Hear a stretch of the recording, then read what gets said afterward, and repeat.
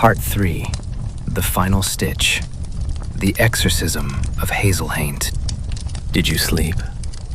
Or did you just dream you were awake? The brother's blind has been torn down, its comforting shadows annihilated. You are back in the flooded parlor, the frozen, dead heart of your own prison. But the fear is gone, the helplessness scoured away. In its place, a purpose as cold and sharp as obsidian. The lesson from Brother Tom was not a comfort. It was a blade being forged, and you are its edge. This place is no longer your cage. It is your forge. The 9 rooms you once crawled through as a victim, you will now stalk as a predator. Your mission is burned into your soul. You are not here to escape. You are here to hunt. You will tear your way into the conceptual wounds of this family's history and exsanguinate the very emotions that built this hell. The greed that ignited it, the sorrow that fed it, the rage that consumed it. You will gather these raw nerves of a haunted bloodline, and you will pull. You will yank the chain that binds you to Hazel, the thief wearing your life like a skin. She will feel you. She will know the ghost she tried to bury is now clawing its way out from the inside. This is the end of the game. The final, brutal move. The absolute demolition of the first stitch. The hunt begins now, and your first target is the original sin. Welcome to Sleepy Echoes Unwind, where the night remembers old stories. Light your lanterns, slow your breathing, and let us drift together into the hush of the night. Section 1. The First Thread. The Greed of Papa Catfish. Your will is the only thing that moves you here. You focus your intent not on a place, but on a sickening feeling. The endless, gnawing vacuum of want. The prison's architecture shrieks and contorts around you, the flooded parlor dissolving into a maelstrom of corrupted data. You are hurtling backward through the family's timeline, dragged toward its poisoned heart.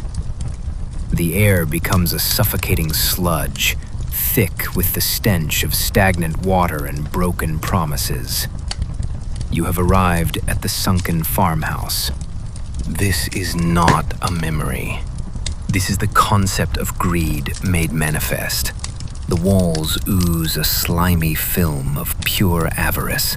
Every floorboard screams under the weight of a desire so monstrous it shattered a family's destiny. And there, at its center, a scene playing on a sickening, endless loop. By the banks of a black, primordial river that rips through the farmhouse floor, stands the echo of Papa Catfish. He is not a man. He is a monument to desperation. Hands clasped, his face a rictus of terrified want, he begs the water for more. More time, more life. He gambles with damnation for a taste of immortality, and in so doing, condemns his bloodline to an eternity of torment. You watch as the river devil answers, tearing his narrative to shreds, scattering his soul into the very soil. This is your target. You approach the looping horror, not as a witness, but as a demolitions expert. You reach out with your phantom limbs, and you don't touch the man. You touch the deal itself. You seize the foundational emotion, the shimmering, oily thread of his bottomless greed. It fights you, pulling back with the force of a man terrified of his own story's end. It screams for more, for everything, threatening to swallow you whole. But you're not here to bargain. You are here to take. With a final, vicious act of will, you rip the thread free. It writhes in your grasp, a living strand of pure metastatic want. And across the veil, in the living world, Hazel collapses. Walking down a city street in your body, she is suddenly hit by a tidal wave of gut-wrenching paranoia. She clutches your wallet, your heart hammering with the sudden, terrifying certainty that she is about to lose everything. A rabid, grasping need for more. More money, more time, more life convulses through her. She dismisses it as a phantom tremor, an echo of the Weaver's hunger. She has no idea it is the first violent yank on the chain. It is you. Section 2. The second thread. The sorrow of Mama Haint. With the thread of greed convulsing in your consciousness, you turn your focus to the next. You concentrate on loss, on the feeling of a wound that can never, ever heal. The sunken farmhouse dissolves, and you are pulled into a space of profound and suffocating stillness. You stand in a perpetual gray twilight, crushed beneath the drooping branches of a colossal willow tree. This is Mama's weeping willow, a living monument to the family's unending agony. The air here is thin and razor cold. Every breath a reminder of all that has been lost. The silence is absolute, broken only by the psychic echo of a single, unending sob that vibrates in your bones. Beneath the tree sits the echo of Mama Haint, the first host, Brother Tom's first victim, his greatest sin. She is not a person, but an icon of grief, a vessel worn down to nothing but the act of containment. Her sorrow is the mortar holding the very bricks of this prison together.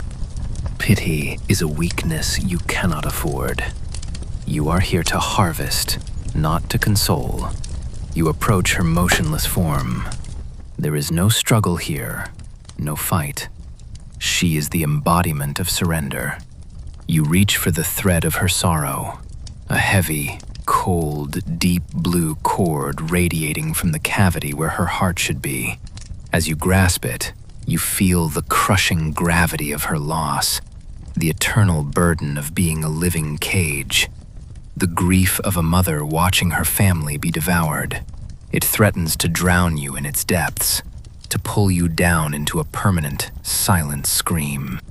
But you are a hunter. You will weaponize her pain. You pull the thread of sorrow, not with anger, but with grim, surgical resolve. You are taking her burden, not to free her, but to turn it into a weapon. The thread tears free, impossibly heavy and cold in your consciousness, a captured eternity of grief. In the world outside, Hazel is on a park bench, trying to quiet the panic still rattling her bones. She is trying to feel the simple warmth of sunlight on your skin. Suddenly, a wave of unbearable grief slams into her. It is a sorrow so absolute, so profound, it rips the air from her lungs. Tears pour down your face, but the emotion is not yours, and it is not hers. It is ancient. It is the grief of a mother she never knew, a pain she inherited but never felt until this exact, soul-crushing moment. The chain yanks hard. She is no longer feeling phantom pains. She is feeling the prison itself, and it is actively trying to kill her. Section 3. The third thread. The rage of Brother Tom. You hold two threads, grasping greed, drowning sorrow. Only one remains. You abandon all thought and focus on a single, white-hot point of incandescent fury. The world of weeping willows shatters into glass, and you are violently ejected into a place of primal heat and visceral carnage. You are in the gator belly. This conceptual space is not a location. It is an act of unending violence. The air is a foul, blistering miasma of blood, swamp rot, and pure, undiluted rage. The only sound is a low, guttural growl that vibrates in the marrow of your soul, the promise of teeth on bone. This is the heart of the family's savagery, the anger of the hunted and the hunter. It is the rage Brother Tom felt as he watched his family disintegrate, the rage he used to perform the first stitch. There is no single figure here. The rage is the environment.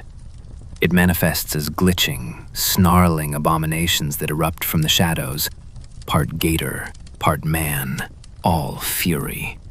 This is the raw, untamed power that Tom tried and failed to control. It is the accumulated anger of every host, the violent urge to rip, tear, and obliterate the cage. To claim this thread is not an act of taking. It is an act of annihilation. You must meet this rage with your own. The rage of being usurped, of having your life stolen, of being made a prisoner in your own skull. You unleash your own fury, letting it burn without limit. You become the apex predator in this conceptual slaughterhouse. You don't just find the thread of rage, you become its master.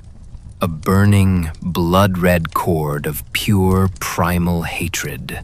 You seize it, and the entire gator belly bellows in a singular, agonized roar as you tear its heart out. This time, Hazel knows. As she trembles on the park bench, a jolt of white-hot adrenaline detonates in your veins. Your hands clench into weapons. An animalistic snarl rips from your throat. She wants to scream, to shatter something, to tear the world to pieces. It is a rage so pure it eclipses everything, and through it, she feels the undeniable, terrifying pull. The chain is taut.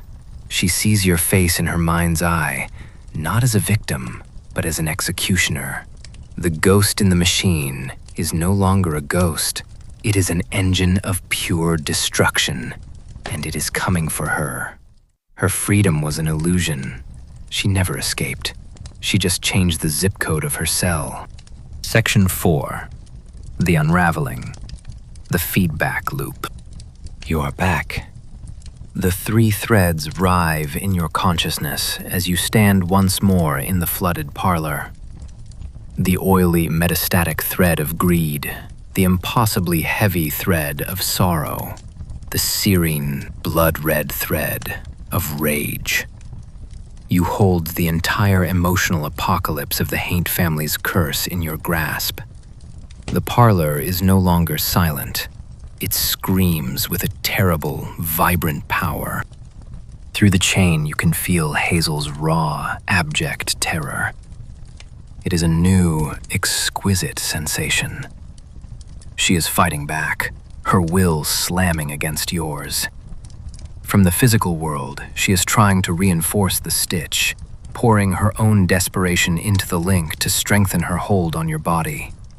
She is throwing every ounce of her being into preserving the prison she thought she'd abandoned. But you are at the control panel.